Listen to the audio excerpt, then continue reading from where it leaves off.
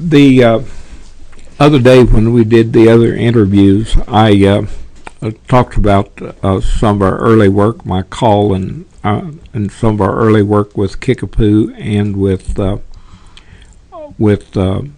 Ponca City. I'd like to go back and just add just a little bit to Kickapoo and also to the work at Ponca City. There were some names that probably need to be mentioned at Kickapoo while we were there. There was a fellow, we only knew him as Brother Downs. He was a man probably 90 plus years old, and at one time we had the oldest church member and the youngest church member, who was our daughter, and even had a picture of those two. And Brother Downs was, being so old, he was on crutches, and but very faithful in his attendance to our church. If we'd pick him up and take him, he was there every service that we had. And he got, I was gone to some kind of a meeting or something after several years, and when I came back, the word was that Brother Downs had been miraculously healed, that he had gone to a healing campaign, and he no longer needed his crutches. He put his crutches on his shoulders and walked out. And so I was excited to see just exactly what had happened. When I got home, he was telling me about, all excitedly, about how he could walk, and he showed me he could kind of shuffle a little bit. And I saw him 2 or 3 days later, and he was back on his crutches again.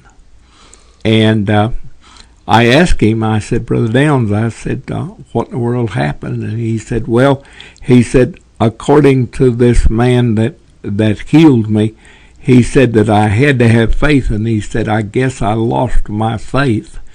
The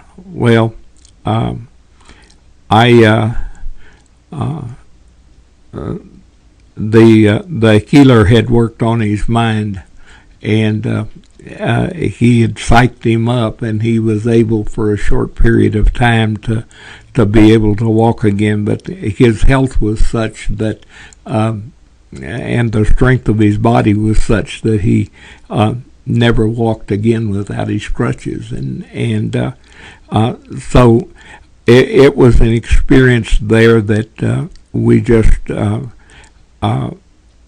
that's a part of some of the falsehoods that are being taught and practiced, and still today. And I was back in Kentucky in a World Mission Conference sometime similar to that, and I run across a family back there that was sending large sums of money to this faith healer, and I made some comment about him, and boy, did I get in hot water in a hurry. And so this was a part of our ministry as well, that you never know about these individuals that have these types of ministries. There was another young man that we met while we were at Kickapoo, and that was Leroy Clark. Leroy was a junior boy, 8, 9 years old, and like most 8, 9-year-old boys, he was full of life and always into something, and he wouldn't stay quiet during church, and his parents never came, and I would get after him as best I could, but you can't discipline another person's child like I would like to have. But so I saw Leroy's dad, and I told him that I was having trouble with Leroy, and he got pretty upset with me, and he said, "Preacher," he said, "let me tell you something." He said, "We're Catholic." And he said, "But I send my children, my boy, to school, and I expect that school to discipline him." And he said, "When I send him to your church, I expect you to discipline him." And I thought, wow.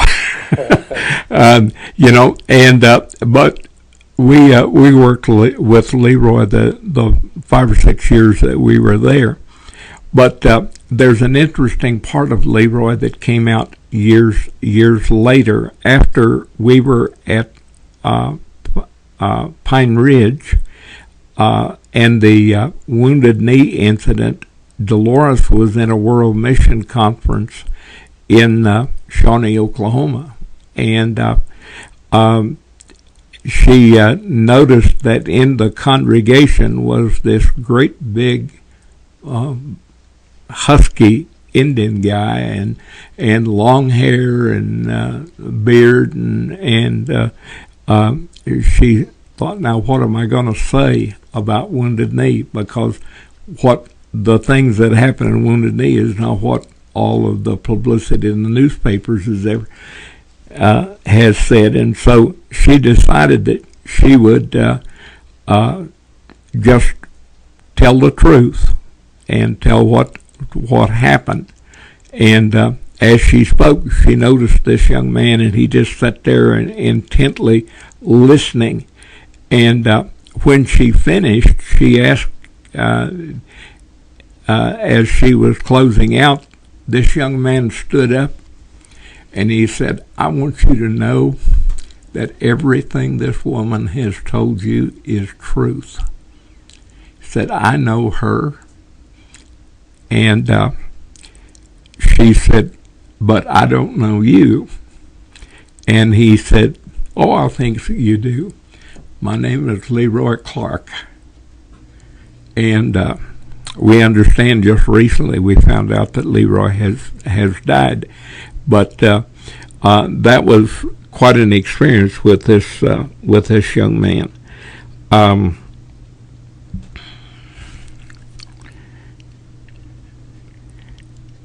There's also a little I'd like to catch up on Ponca Church while we were at Ponca City. One of the we were only there a year, and we felt like our ministry was not what we would like to have been.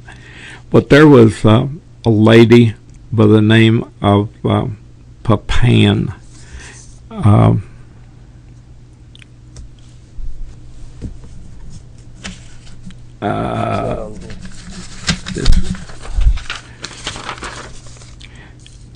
Bessie Papan. And Bessie was a kind of a slow lady, but she had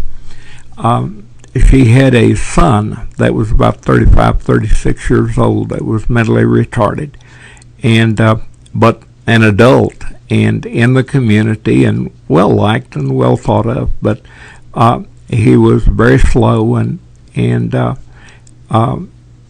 wasn't able to work or do anything of that nature.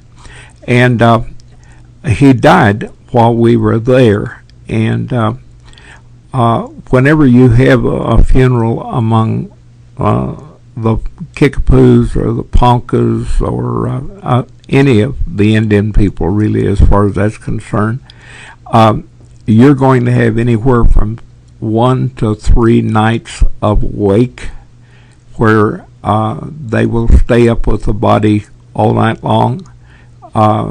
There will be services, there'll be singing, there'll be preaching, there'll be people coming by, and if you read in the scripture about the professional mourners of the Bible, they're weeping and wailing. This is very typical of these Indian wakes, many of them. And I was, and they have 3 nights, and the family stands the bill for the meals and the giveaway and the burial and all of this. And at about, I don't know, it was 2 or 3 o'clock in the morning, Bessie and I were sitting there and just visiting and talking, and she said, you know, Brother Heiney, she said, if I could have done like I wanted to do, she said, I would have had a graveside for my son. But she said, because of our tribe, I had to put out all of these meals for this 3 nights of wake and go through all of this because this is what was expected of me by the tribe. But she said, if I could have had my way, I would have simply had a graveside and put him to rest. And while we were talking there was a family came in, and it was like you turned on a faucet. As soon as they stepped in and saw Bessie, they began to weep and wail, and she turned on her tears just like them, and they went and hugged each other and stood by the casket and wept for better than 30 minutes. And whenever they left, in a few minutes it was all settled down, and Bessie and I went ahead and visited that as we had. This was so typical of not just the Poncas, but of many of our tribes. And I know I've heard people say that this is a way of getting grief out of their lives, and this may well be, but this was an experience I had with her. I want to kind of break with Kickapoo and with Ponca here for a little bit, and I feel like I need to go back and look at my life as a teenager as I grew up. Now, I shared my call, and I shared the fact that God brought my life back when I had apparently died in my mother's arms in a car alongside the road. But I see my life like a diamond. There are many facets to that diamond, and all of my ministry over the 40 plus years that there's been has really, a lot of it had its starting back when I was a young man, and back in my teen years, and back in that time. So I want to go back and kind of bring out some of those things. The first one, and this sounds strange, but I was brought up in a family. My father was a blacksmith at most of the time. He was from West Virginia, and my mother was from Missouri, and I had an older brother, about a year older than I, that died at birth, and then I had a younger brother that's about 3 years younger than me, and so there was my mother and dad, Millie and Waitman, and then my brother Jim, and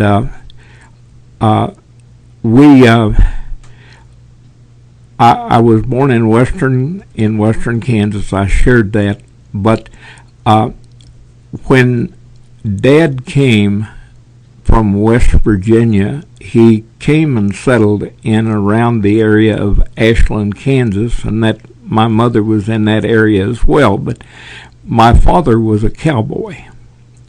He worked on ranches. He broke horses.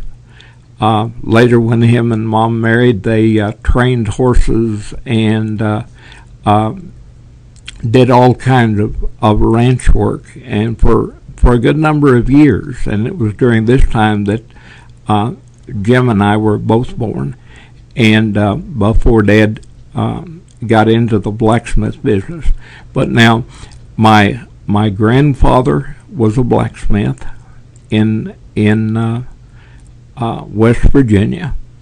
My uncle was a Baptist preacher for a while, and then went back to the blacksmith shop, and for over 30-40 years was in the blacksmith shop. And after my conversion, he came back to the Lord and ended up his life as a preacher and a very strong man for God. But it was during this time that Dad was breaking horses and working on ranches that that I was born, and we lived. I can remember that there was a time we worked on the Hudson Ranch, where Dad worked with cattle and this type of thing, and then later in the same area he became a sheep herder and took care of a large number of sheep and 4,000 or 5,000 of them, and where he would ride horseback and take me with him occasionally as a little kid. And I have memories of when lambing came, and little lambs behind the stove in our house, trying to keep them warm and keep them alive, and all of these experiences, which were extremely rich.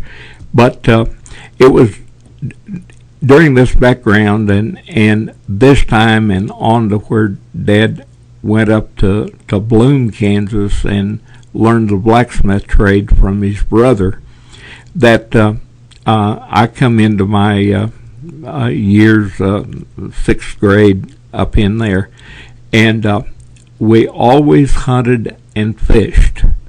And my dad and mother both fished. They both hunted. They enjoyed this. My brother and I did. Always a contest between us who'd kill the most birds and everything. Most of it was pheasant hunting and fishing, but a lot of times we think this is just kind of an extracurricular thing and things that guys do and some families do, but hunting and fishing to us was a thing that brought our family together, but it also provided the majority of our food. We lived off of this, and it was out of that hunting and fishing experience that continued to grow while I was in my teens and on into when Deloris and I got married.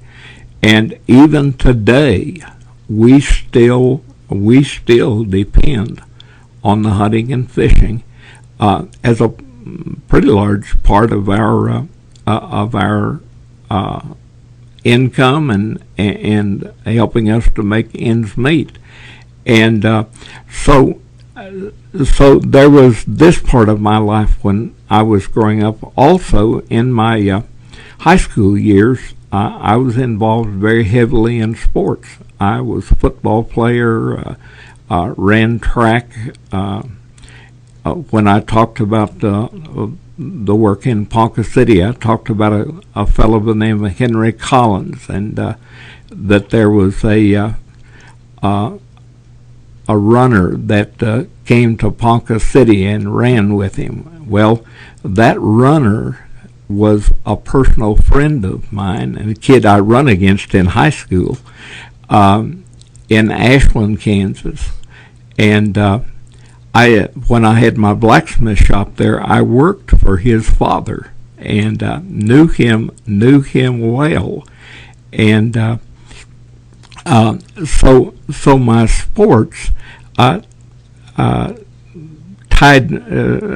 a lot to do with with me as a young man, and I even had dreams that hope when I got into college I might be able to do a little running, but all I'd had to do is get to college and listen to some of the times of some of the guys that was running, and that took care of that real fast.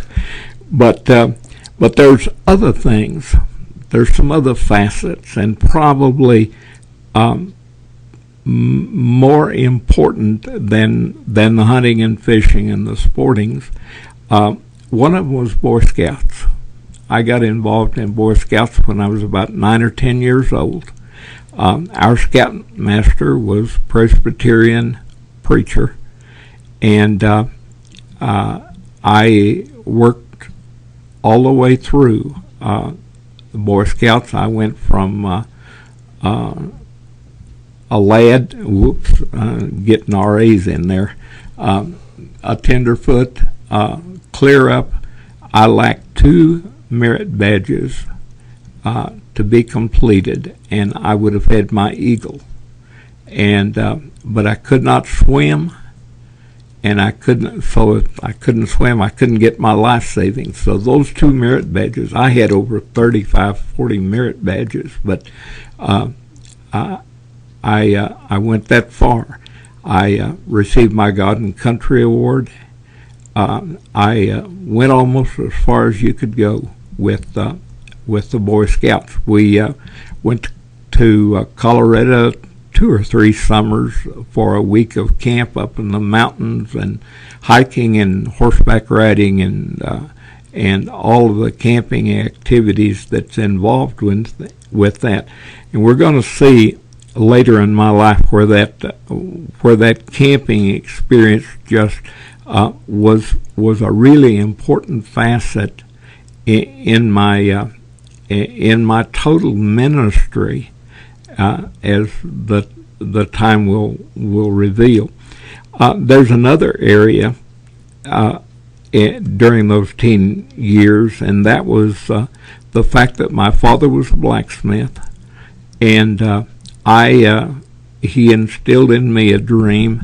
Well, his dream was that someday our blacksmith shop would be called Heiney and Sons Blacksmith Shop.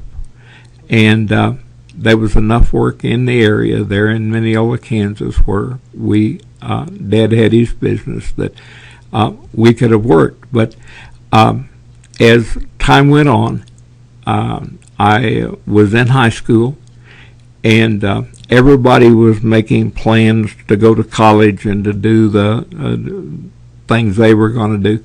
My plan was to graduate from high school and go into the blacksmith shop. That was the total focus of my life.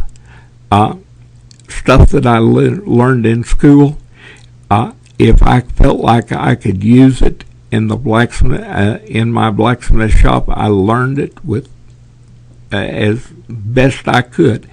If I didn't feel like I could use it in the blacksmith shop, I didn't care whether I even made a grade or not. In fact, one of my worst classes was speech class. I've taken zeros because of my fear of getting up in front of people and in front of my class. And I couldn't see that I needed that in a blacksmith shop, and I actually graduated from high school with just a bare minimum of a C. In fact, about the only thing that really graduated me from high school was football, because I was a star. I was all Southwestern Conference a player, and for me to graduate, it was just the open door to the blacksmith shop for me, and nothing further than that. In fact, I in March of my senior year, I rented my blacksmith shop and went into business there, and that's where the Lord called me to preach, and I stayed with that during that summer. But my total focus was to be a blacksmith, and when the Lord did call me to preach, I didn't know anything else but blacksmithing, and it because of my bad grades in high school, college on probation, and I fought that almost all the way through my college years. But all of these had even the fact that my only goal in life was to be a blacksmith. Even that was a part that really worked toward my ministry eventually as time. Now, I could take a piece of iron and I could make a piece of iron into anything you wanted. Any idea that somebody had, I could take a piece of iron, and by welding and drilling and working with it, forging it, I could make anything that you wanted. And I was a professional. I knew how to do these things. And so all of this was this many-facet thing that I'm talking about. These all came together to make me who I had become. And as a result of this, when the Lord called me and got my attention and began to put his purpose in my life, then things began to come together, and I began to see God really working in a miraculous way. And so this is my early life, and my first when I got to OBU, I decided that my major was going to be religious education, and which is basically how church functions and how church operates. And my professor was Dr. Forbes Yarbrough. Dr. Yarbrough became a very close friend of mine, and the majority of my special work was to have a 6-star church. Now that's an old terminology way back in the early 50s. It needed to have Sunday morning, Sunday night, Sunday school, training union, brotherhood, WMU, and the auxiliaries, RAs, GAs, Sunbeams. And my special assignments, was to start those organizations and keep them going for at least a year at Kickapoo Indian Church, where I became pastor. And so what I learned, I took out and tried to put it to work in that little Indian church out there in Oklahoma. But Dr. Yarbrough really set the groundwork for the whole direction of my life as far as a missionary and as a pastor, and worked very closely with me in this. And it was I was into my second year in OBU when Deloris and I were married, and when we were given the opportunity to become the pastor of the Kickapoo Indian Church about 6 miles out in the country from Shawnee. And it was shortly after we went out there and preached and was called as pastor that we were appointed. In fact, I think we were appointed in June to the Home Mission Board.